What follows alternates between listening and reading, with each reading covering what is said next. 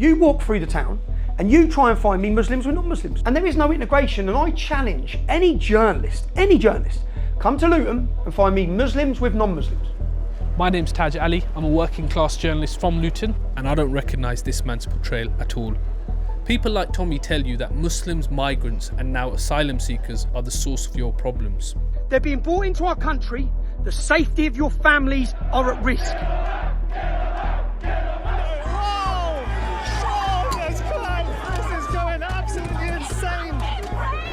With the media landscape that we have, sensationalism sells. You amplify extremists instead of just talking to ordinary people. I just think we should basically get on. We live in Berry Park. The shopkeeper's saying, we're the only white people who come in here. And I went, yeah, because I really don't give a shit. I call it the one love culture, which is what we do. It's about bringing people together. And then you've got the none love culture. We hate everybody. That's the Tommies and that. Good people never make the news. Yes, places like Luton have serious problems, but we also have people across the community trying to solve them. We just try and do what we can. The demand is now really high. People we've seen coming to our soup kitchen, they're surviving. What do you think would reduce the queues on a Sunday here in Luton? Well, it's jobs. What can they tell us about how to tackle growing radicalisation, tearing apart towns and cities across the UK? Boxer in Luton sign a petition. Tommy Robinson from Luton Town is not going to solve this problem. What have you got in there? We've got biryani, vegetable curries, everything. I'm here at the Discover Islam Centre in Luton. This was a place targeted by Tommy when it first opened. We're just here, and we're going to start up a campaign over the next 3 months, 4 months, to shut that place down. This centre has distributed more than 55,000 meals since it was set up. Most of the people that use its services are not Muslim. Today's Friday night, it's curry night. Do 3 meals for her, please, yes? Less than 10 minutes, we've got 90 meals plus just go out like that. Enjoy it. I'll see you later. Just opposite, you had Tommy Robinson protesting the centre. And before he went into prison recently, he also came into this centre. There's a lot of fear. People are actually peddling a lot of hate. And we said, we don't recognise this. Yeah. We don't recognise this image of the Muslims. And whatever they've heard online or whatever they heard from other people, they can come here and find somebody and talk to them about, this is what I've heard. We realise a lot of those individuals have never interacted with the Muslim community. Yes. We've had people who've had negative views about Islam and Muslims. Yeah. And you'll see a lot of them that come in here actually can't access the services. And when they come and interact with the individuals here, with people from the Muslim community, it changes their perceptions completely. Just down the street, the Sikh Soup Kitchen is also tackling food poverty. I even meet a young boy handing out his birthday cake. Yeah, fella. Sorry, only one per person. Can't do it. Everyone's got the same problem. How long have you been coming to the Sikh Soup Kitchen? Quite a long time. I love everything what they give. Beautiful what they do. Are a lot of people shy to come and collect food? Do you think there's a shame and stigma? Yeah. They feel embarrassing. Embarrassed. That's what it is. You know what? But you lot are talking on camera about it. Yeah. You know? That's what I'm saying. Like, we're not embarrassed. Like, you know, like we're just normal people.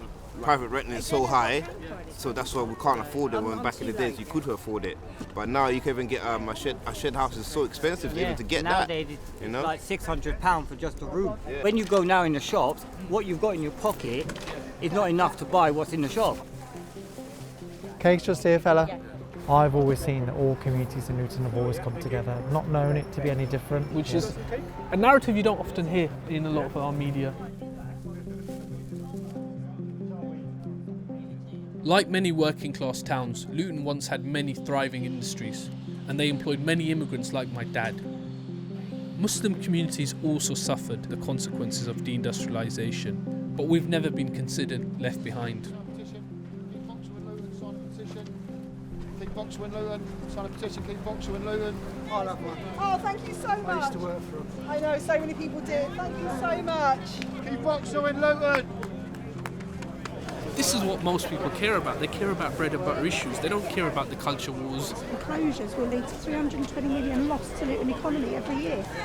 I think the media push this. A lot of people in journalism and politics want it to be about culture wars and division and playing the blame game. People want a roof over their heads, they want money in their pockets, they want food on the table, and that's what's uniting everyone across the town. So today we're down at Kenilworth Road, we're trying to keep the Luton plant. The government needs to make a decision whether or not they retain British manufacturing, invest in British infrastructure, or are they going to essentially have us working for a bowl of rice and a haircut? I'm just interested, as a union organiser, have you seen working class people shifting to the right as a result of things like this? Yes, is the short answer. Where you have precarity in workplaces and industry introduced, what happens? It leaves a vacuum, people feel insecure, they feel they have no future, they start to drift and look for solutions elsewhere. And this is where the political right make that connection, as you know, about othering people. And what we've seen in communities up north, like we've seen the Red Wall, what happened in the election, people feel despondent. We must have a win today, or we are fucking really, we go down if we don't win today. Up the Luton! So do the Vauxhall workers as well, there you go. What do you make of the Vauxhall? Right. Luton Town Football Club is based in Bury Park, which Tommy Robinson has said is a no-go zone for white lads. Terrifying seeing like young Asian kids playing football on a terrace street. I mean, have you ever seen that before? Sharia law around here. You do get some people who say places like this, they don't integrate, they're different, they're living parallel lives. You know, some things are just about convenience. If you're a Muslim and you want halal meat, you're going to live somewhere like this where you can get it here. If you're someone who wants a pint, you probably might not live here because there's not many pubs here. Now that doesn't mean we hate each other, it just means it's convenient. This is Jimmy the Giant, a popular YouTuber from nearby Dunstable. He was once drawn in by the rhetoric of people like Tommy and even went on his marches. But he's been on a journey since then, and I'm keen to talk to him about how young men are being radicalised by those narratives. So I used to work up there, so I didn't go deep into it very often, but I would like walk from about here there. So when I first came there, I was intimidated in the sense that it was alien. Like, I can't say it wasn't alien. But then over a while, you're like, they are just normal people. I got into Tommy Robinson after, and I remember him talking about Bury Park, and I remember even thinking, listening to him, I was like, Bury Park's not bad, it's quite nice. When I'm sort of walking around Bury Park, I'm seeing it feels like community. Like it feels like, you know, this is where. What have you got? You want to smell good? I want to smell good. I want my missus to. To love you. Yeah, love you. What do you mean? What do you think about Luton? Luton, beautiful. Yeah? What makes it beautiful? People, the people. Helpful, good people, helping each other, look after each other, ask about each other. What do you want more? So some people say this area is a no-go zone for white people, that there's no mixing of cultures. Nah, no chance. Why? I'm from Iraq. People look at us in the wrong ways. They see what's happening in the media, some other places that Libya war or something, they think all the Muslims are the same. No, don't listen to what people say. You know, when you listen to somebody, you know, and you follow, then you're a sheep. Yeah. Never be a sheep. Be a shepherd, know what you're doing in your life. Cash makes my pocket warmer. There you go, brother. Nice to meet you, man. Have a good day, guys. Yeah, God bless you. Have a good day. God bless you guys. This sort of high street versus our high street is a shopping centre. Yeah. Only chains. And it's like no one wants to be there. It is a success story, and it's not one that you often hear.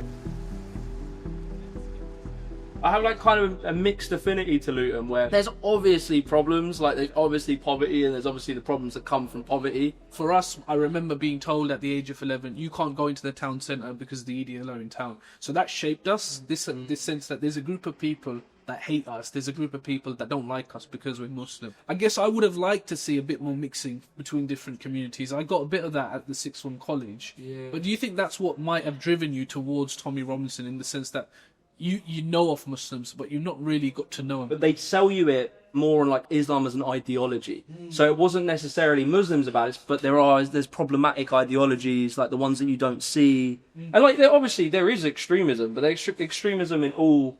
I mean, I see lots of far-right extremism now. There's many different routes that people end up getting radicalised. And that is like a material and like structural thing in our society that pushes people into that. I do feel that those people can be saved, but I would struggle to see any way of tackling radicalisation without improving living standards. I just can't see how you do it. Like, maybe they hang out with some Muslims, maybe they become less, but they'll find something else to be angry about because they need their lives sorted. That's the problem. I worry about the lack of opportunities for young people in Luton. If we don't fix some of Luton's problems, something else will fill the void. I was raised on welfare in Marsh Farm, which is the worst area of the worst town, Luton, with the highest crime rate. I went to a school with a 4% pass rate. People like Andrew Tate preach an individualistic message. It's every man for himself. But on his estate, there's a radical community centre doing the exact opposite. This is the event tonight, Street Fathers. And you get all sorts of community groups will come in and use the space for initiatives to improve the town. Glenn Jenkins, how are you? When you're losing your pubs, you're losing your community centre. When we lose the social interaction, just like me and you are having this conversation now, and it's all online, TikTok, Twitter, and it's the most polarised voices. You're cancelled, and I don't disagree, you're a fascist, and then racial slurs and all the rest of it. I think it's nice to be interacting personally. I think we're losing social interaction. I was doing some organising on the estate and I knock a door and this guy answers me and he's literally crying with anger. Yeah. And what he's angry about is these fucking immigrants over here, right? I've got this house, his daughter had just given birth and was in poxy accommodation. And then we got the discussion round, so it's Margaret Thatcher's fault, mate, that your daughter's not got the social housing that we demand and deserve.